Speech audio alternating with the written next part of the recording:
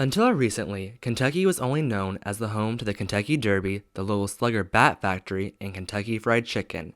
However, Louisville, Kentucky was named the most compassionate city in the world. Even though it seems that all eyes are on Louisville, many overlook its excellent infrastructure and neighborhoods. In the east end of town, more and more neighborhoods are being developed.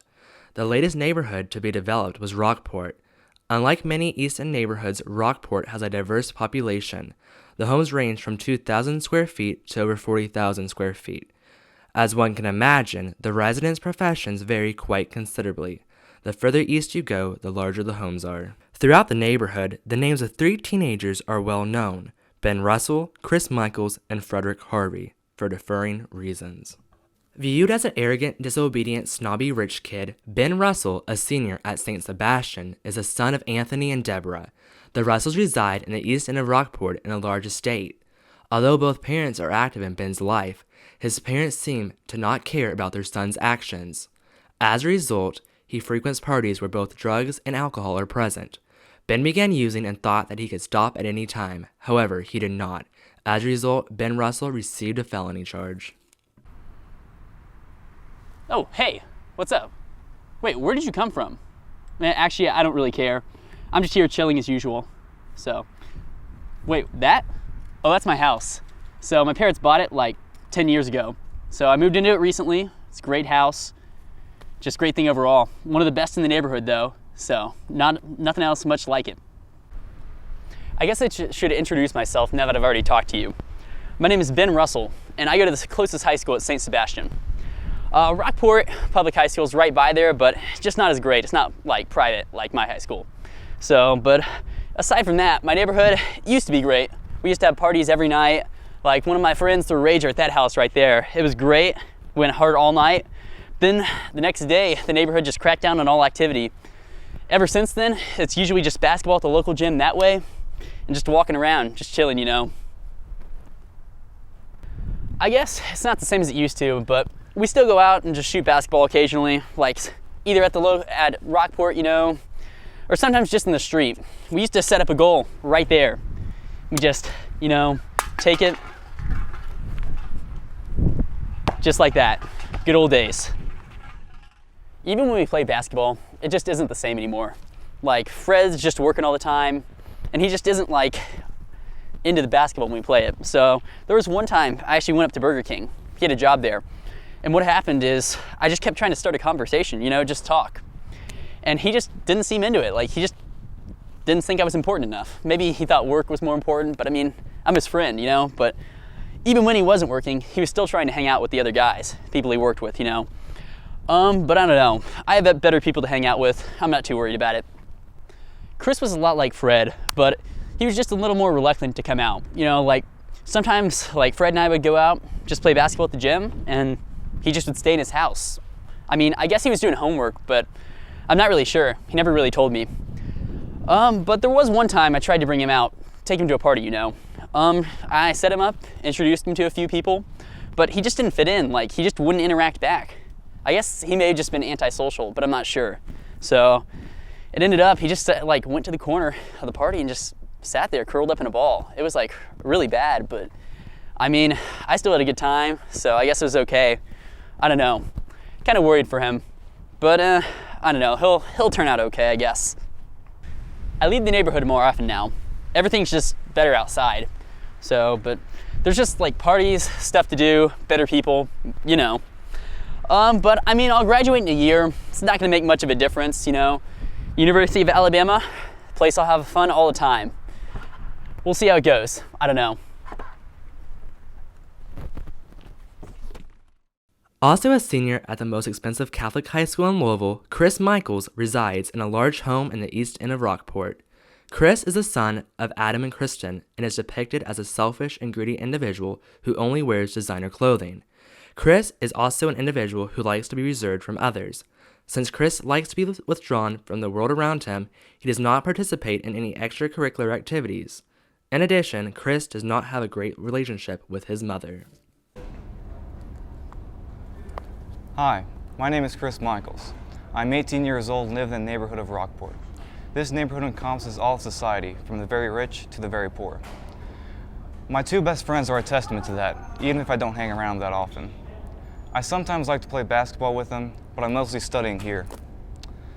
It's great that I have both Freddie and Ben as friends, even if they are my only ones. I always seem to be having trouble meeting new people, as either come off a nerd or just too reserved.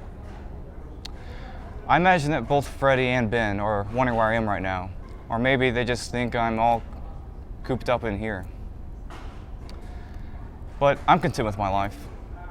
I have a couple of friends, and my mother and father earn enough to where they don't even have to worry about how much an item is. I work really hard in school, and I hope to go to a very prestigious college. I believe in the saying, you always get what you work for. There are some more than others that don't live by that motto. When I say others, I mean Ben. He always seems to be partying and never being able to get his homework in on time. We both go to the same school, St. Sebastian. It's a private school with uniforms, and everybody, well, almost everybody, is competing for the highest spot in the class. I suppose I should tell you about my parents now. They provide a lot for me. I just get about anything that I want from them. My dad's a dentist, and he owns his own practice. His dad was also a dentist, and this tradition goes back long before I can remember. He does the best he can for me. It's probably why I'm able to get so much I want from him. I am truly worried about him, though. Sometimes he forgets that he has to go to work on a Tuesday. He seems so stressed and tired all the time. I hope I'm never like that and find a job that's outside of dentistry. I know how it's a tradition and that he would really like to see me doing what he does, but I want to strive past the same old family business and make something of myself and not try to live up to my father. My mother, though, is almost the exact opposite of my father. She is just as successful as my father, but she finds time not to be around. She's a businesswoman and travels all around the world. I still haven't been outside the state. If she is ever home, it's only for a brief while, and she only talks to her clients on her fancy Bluetooth headset. She seems terrible to my father, but he puts up with her anyways. I know she probably means well and has a hard time expressing her own emotions, but it's just so difficult for the rest of us since she is always seems to be gone somewhere. If and when I have kids as an adult, I'm going to make it a point to always be with them and make sure that they know that also. As I've said before, I really like my life and all that's provided me. I have some great friends, and I'm working hard enough to hopefully make it into a great college. Rockport's a great neighborhood. I hope to meet someone later in life to share this neighborhood with. I'm excited for all the possible opportunities that the future provides, and I can't wait to see what happens next. Unlike the other two teenagers, Frederick Harvey lives in a small home in the west end of Rockport. Due to the location and size of his home, Fred is seen as a lower middle-class individual. Although he is not as fortunate as the others, he is a kind-hearted, hard-working individual. Raised in a religious household, Frederick attends church at Northwest Christian Church. Since his family cannot afford to send their son to a private Christian school, Fred attends Rockport High, the local public high school. Although Frederick Harvey resembles a typical teenager, his past does not.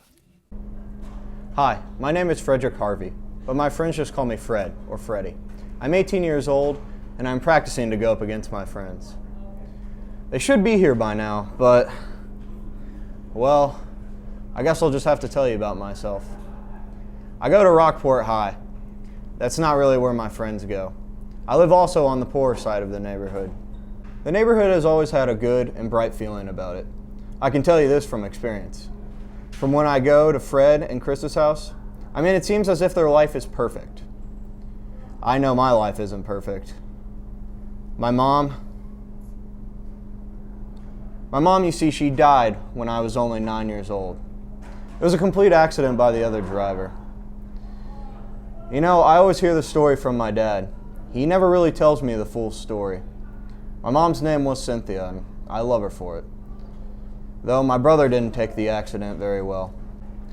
I've had very little contact with Paul. I don't know where my friends are. They should be here by now. Oh, now where was I? Right, my brother.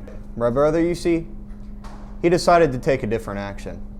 He went after the person who got in the wreck with my mom. I don't know what he did or how he did it, but the other person somehow got away. My father will never really tell me the entire story. The police then showed up at my house. And the next thing I knew, we were in the courtroom where he was charged with attempted homicide. I never saw him again. Well, anyways, that's enough about my brother. He's a real shame. My father, he's a man who I want to be. My father is a very hardworking man. He goes up very early in the morning and doesn't come back till very late at night. He's always helping those in need. I guess you could say I want to be like him one day. Oh wait, forgot to tell you about what I'm doing later. See, I have to work at my job at Burger King today. After that, I'm gonna go hang out with my girlfriend. Her name is Sydney. She's great. She's everything that I've looked forward to in a girl. Even with my girlfriend though, I still don't know what I'm gonna do or where I'm gonna go. I'm looking at the University of Miami. I know that if I work hard and study hard, that I'll be able to go there. Oh, my friends are finally here. It's time to go and play. Oh, there you are again. You see, I'm waiting on my dad. We're about to go to church. It's our daily thing on Saturday. We've just had this great connection because of church. After my mom died, it's just been the place to go. It's where I feel like we're a family again. Though after church, I'll be playing Chris and Ben in a game of 21. That's our big game. My dad says money isn't everything, even though I see them with a lot. Well, I guess I'll just have to figure out what life is going to be like after this. With disbelief, Ben Russell, Chris Michaels, and Frederick Harvey celebrated the end of 2040 and the start of 2041. It seems like yesterday that they were 18 years old with the mindset that they could overcome anything that life could throw at them. However, they were greatly mistaken. 25 years later, both the neighborhood and its environment have seen little change. However, several residents have come and gone. The trees of which Rockport was famous for have nearly tripled in size, and the older homes have been well maintained. Beginning in 2023, Rockport began experiencing a housing boom that is still occurring 17 years later. As a result, new larger homes have been and are being built in the east end of Rockport. To this date, the East End has remained home to the wealthy, while the West End has remained home to the poor and suffering middle class. In addition, Ben, Chris, and Frederick still reside in Rockport, but not necessarily the same home or living environment. Now 25 years older, Ben Russell resides in the basement of his childhood home. After his parents passed away, Ben was left penniless and unemployed.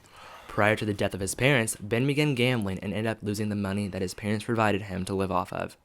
As a result, Ben's parents decided to write their son out of their will for the fear that their son would waste all of their money. Now that his parents are deceased, the Russell estate went up on the market and Frederick Harvey purchased the home shortly afterwards. Due to their friendship and the fact that Ben would end up on the streets, Fred decided to allow Ben to reside in the basement while he finished it. Seeking for a second chance on life, Ben quit gambling.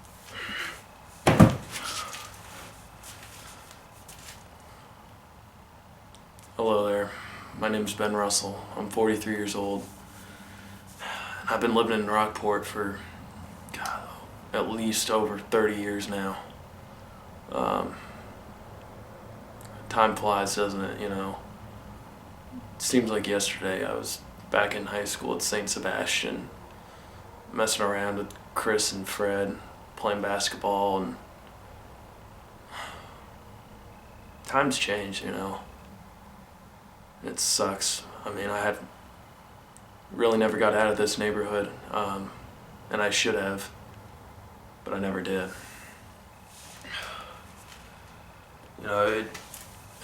It all started back senior year,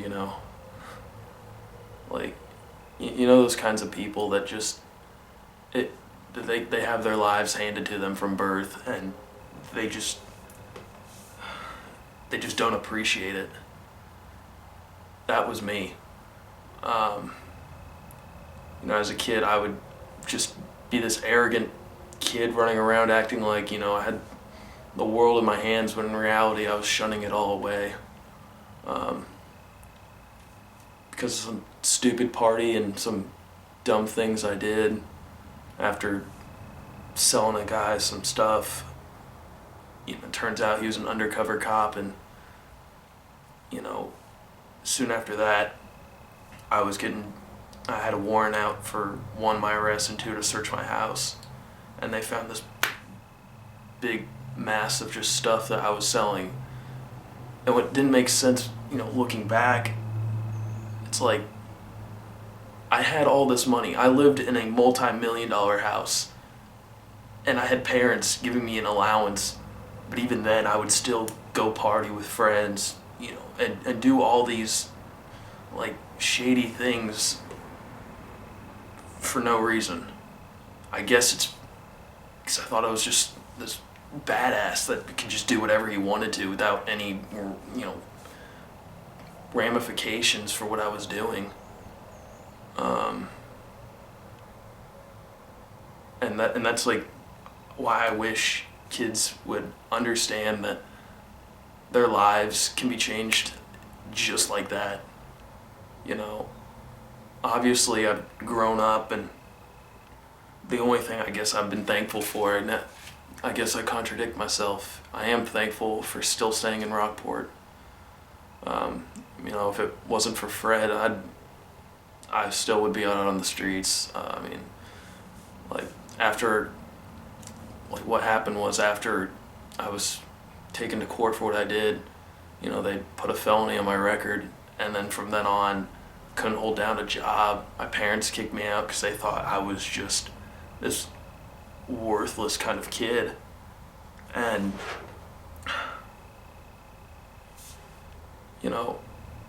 I was never able to get like this stable job, career, money, family like I had always wanted.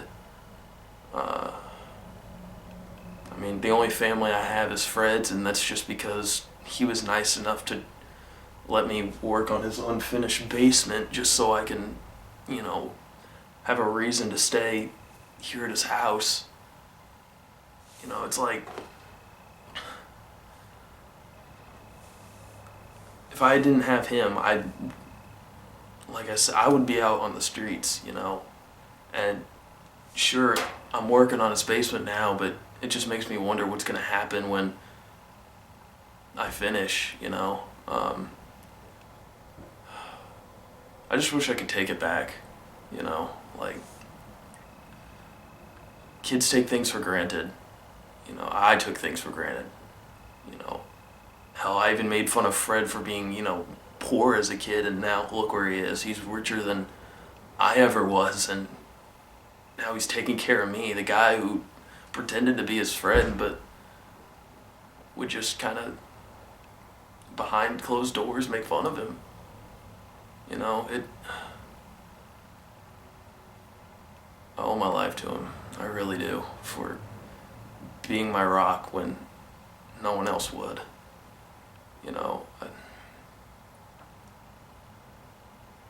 I just wish my story could help people understand that even if you might have all the wealth in the world, and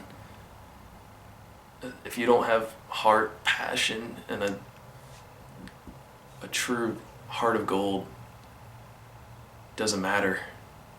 You're not going anywhere.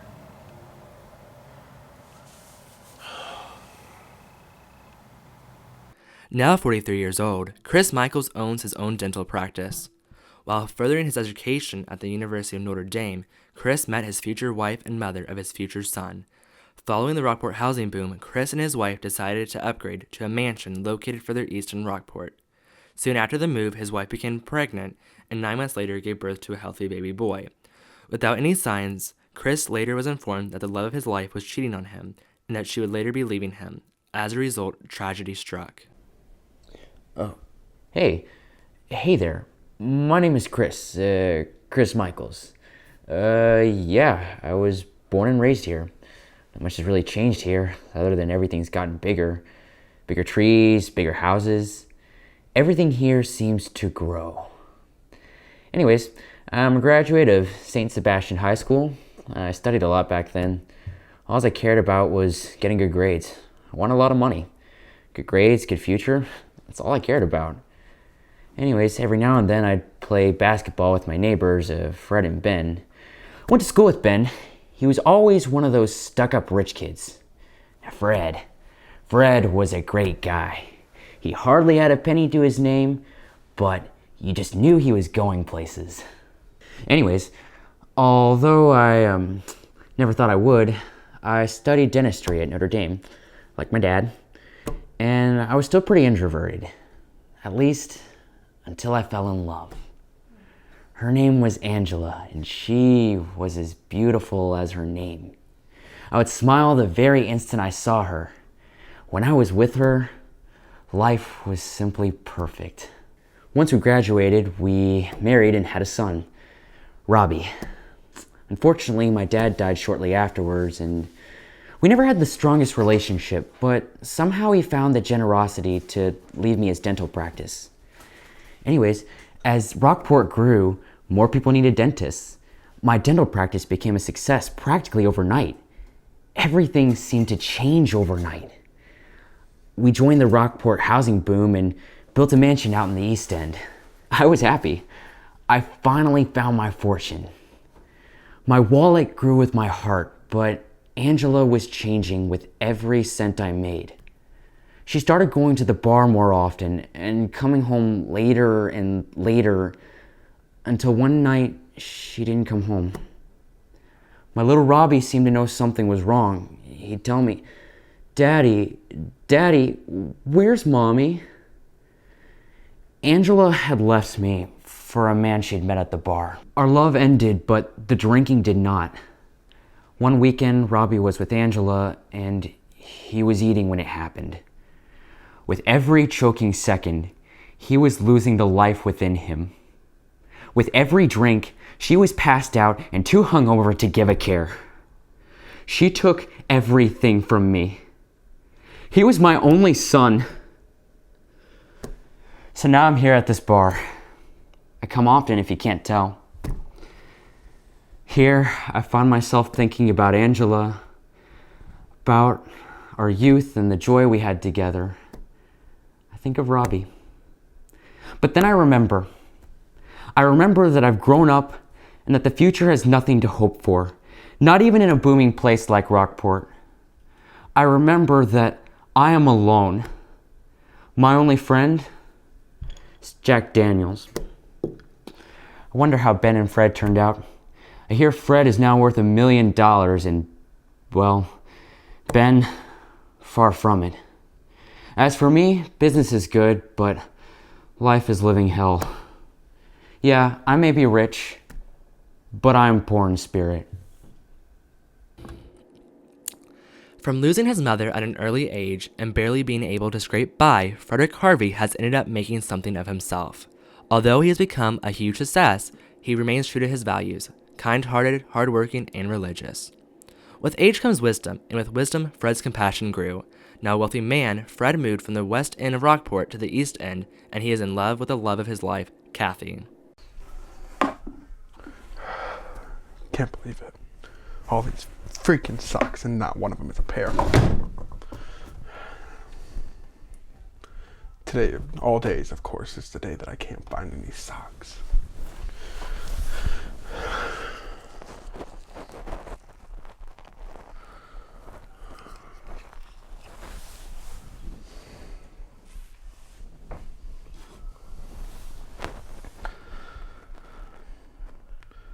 This was a great trip.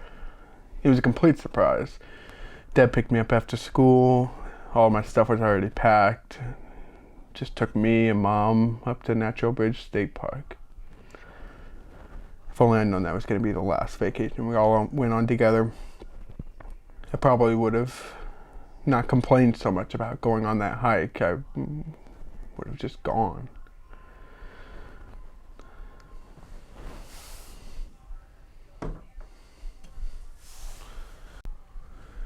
I mean, as horrible as her death was, there were some good things that came out of it. I mean, after she died, we had to sell the house, and Dad moved us to where it was a little bit more affordable. And I ended up going out to get a job. I worked at Burger King for a little bit, and I made just enough money to buy my own lunches and a couple things for myself. I had to drop that job when I got to high school because I couldn't keep up with the work and the job. But the work ethic that it instilled in me really, really helped me. It helped me to reach the top of my class. I mean, oh, there's my socks. Unfortunately, however, because of all the work and the school, I didn't have time to really find something that I was interested in. When it came to senior year and everybody was registering for colleges, I didn't know what to do. I mean, they were all registering and going off to the colleges of their dreams. I didn't have anything that interested me. So I just applied everywhere. I got into most of the colleges that I applied for, but I ended up just going to University of Miami, where Sydney went. So I just followed Sydney to the University of Miami. College was kind of hard for me. Throughout high school, I'd always had tons of responsibilities that kept me out of trouble. But suddenly, when I got to high school, I found myself without responsibilities. Nobody to tell me what to do, where to be. And I kind of went nuts. Within the first week, I mean, I was already with the wrong crowd. And I hardly ever went to class. And when I did, I was so hungover that I just slept through the whole thing. And I didn't know what was going on. When I wasn't partying or sleeping off a hangover, I was going on school-funded enrichment trips that went out and saw the scenery. We went to the Everglades and we went out on the Gulf. But I was gone so much and just always so busy that Sydney ended up breaking up with me. She said I'd changed too much. Not that I really cared at the time. I mean, I hardly ever spent any time with her. The only good thing to come out of my misadventures my first semester was that I finally found something that I cared about, scuba diving, and more broadly, the ocean. From the first time that I was in the ocean, I knew that's what I wanted to do. I mean, how could you not love it? The ocean's amazing. Did you know that the colors on the coral, it's actually translucent? The colors that we see are from the billions of algae and fungi living on it. Anyways, with a lot of effort, I was able to convince the school to give me another shot. They let me into the marine biology program. I buckled back down and got my crap together and weaned myself off the alcohol, and with a lot of hard work, I wasn't quite able to fix my GPA, but I was able to get it back up into the top 10. On one of the school's research trips that we did a collaboration project with the environmental lawyers in order to give them a little bit of research data that they might be able to use in a case. And it just so happened that one of the people I was assigned to work with ended up being my future wife, Kathy. It wasn't exactly love at first sight. I mean, you can't really say that. But I knew she was the one even before I saw her. See, what happened was she got a squid stuck on my face, and it took 3 hours to remove that, but when I saw her, I knew that she was definitely the one. Because of the hit my GPA took the first semester, I knew there was no way that I could graduate top 10, but I just worked really hard and put my mind to it, and by the end I was able to graduate top 10%. Out of a class of 4,000, I'd say that's not too bad. My high rank enabled me to get a job with one of the most famous oceanographers at the time, Jean-Michel Cousteau. Kathy and I picked up, and with what little stuff we had anyways, and we moved over to California where he was based, and we just started our lives. Getting that job was just great. It was the job that I'd been dreaming of since my freshman year. And I'd always wanted to work with the Cousteaus. I mean, after all, it was Jean-Michel's father, Jacques, who invented scuba diving, one of my favorite sports. While I was with them, I helped develop a system of dams and cages that helped to control a population of tilapia that was eating the shrimp. Well, needless to say, that got me noticed by a couple colleges, and I was able to get a job working as a research professor at Rutgers University. Soon after that, I started teaching, and I got my teaching license, and I became a professor. Something that I've always wanted to do. I've always enjoyed teaching people. After about 7 years of teaching at Rutgers, I picked up my family and decided to move back here to Louisville. People always ask me if I regret coming back here, and of course I do. But what I don't regret is being able to spend this last year with my father. His doctor discovered the cancer, and it was just a routine checkup. I may regret having to move here from Rutgers, but I'm glad I was able to spend it with my father.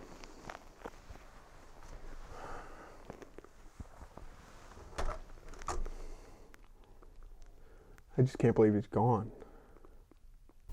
It's time to go. We need to make sure the hearse is going to be there on time.